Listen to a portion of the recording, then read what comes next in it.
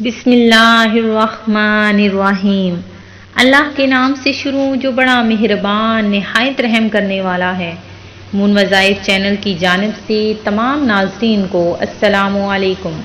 میں اپنا چینل مون وظائف کی جانب سے آپ کے لیے بہت ہی پیارا، بہت ہی خاص وظیفہ لے کر حاضر ہوئی ہوں۔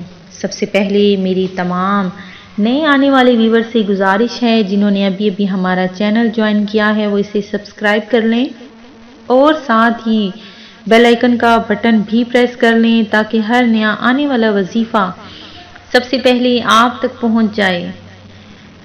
ناظرین، بہت سے وظائف لے کر میں آپ کے لیے حاضر ہوتی ہوں، لیکن آج جو میں آپ لوگوں کے لیے وظیفہ لے کر حاضر ہوئی ہوں وہ اتنا پیارا وظیفہ ہے کہ آپ اگر اسے پڑھ لیں گے تو آپ کی قسمت کھل جائے گی۔ اللہ تبارک و تعالی آپ کی رزق میں، کاروبار میں برکتیں عطا فرما دے گا، اور بہت ہی چھوٹا سا یہ عمل ہے جو آپ نے کرنا ہے۔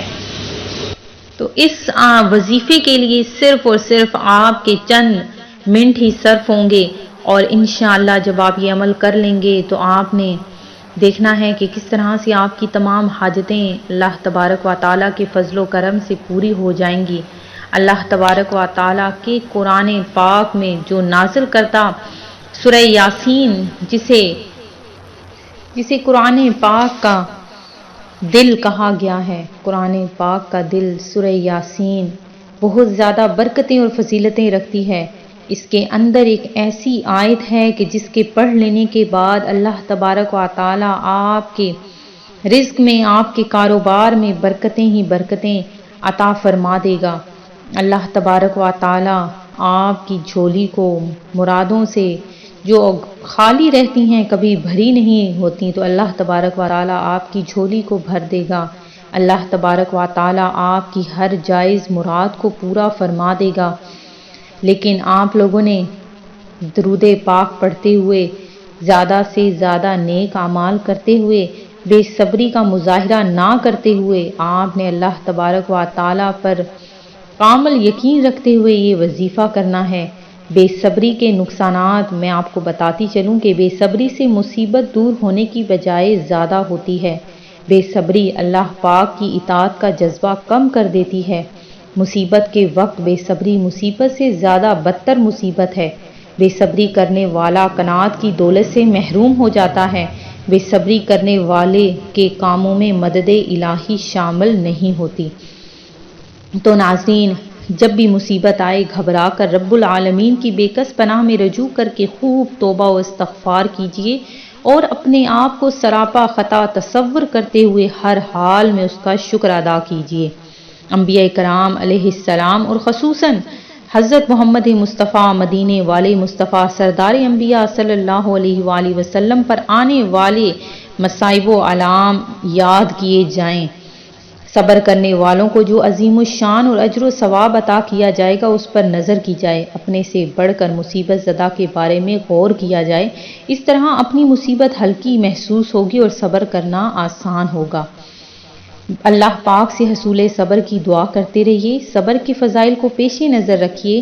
اسلاف کے مشکل حالات میں صبر کے واقعات کا مطالعہ کیجیے۔ اپنے بڑے ذمہ دار سے رابطے میں رہیے۔ نیک اعمال کا مظاہرہ کیجیے۔ بے صبری کے نقصانات پر غور کیجیے۔ بے صبری کے سبب گناہوں میں مبتلا ہونے کے خدشات کو پیش نظر رکھیے۔ حسن ظن کا ذہن بنائیے۔ تو ناظرین، یہ میں نے چند آپ کو بے صبری کرنے اور صبر کرنے کے متعلق کچھ آپ کو میں نے فرمان بتائے ہیں۔ تو ناظرین، یہ اس لیے بتایا ہے کہ آپ لوگ بالکل بھی بے صبری کا مظاہرہ نہ کیجیے، کہ اگر آپ لوگوں کی دعا قبول نہیں ہوتی تو اگر آپ بے صبری کریں گے تو الٹا آپ کو نقصان ہی ہوگا۔ تو جو میں آج آپ لوگوں کے لیے وظیفہ لے کر حاضر ہوئی ہوں وہ سن لیجیے کس طرح سے آپ نے کرنا ہے اس وظیفے کو۔ آپ نے سورہ یاسین کی آیت نمبر 58 جو ہے سلام قول من رب الرحیم، سلام قول من رب الرحیم، اس کو آپ نے 100 مرتبہ پڑھنا ہے۔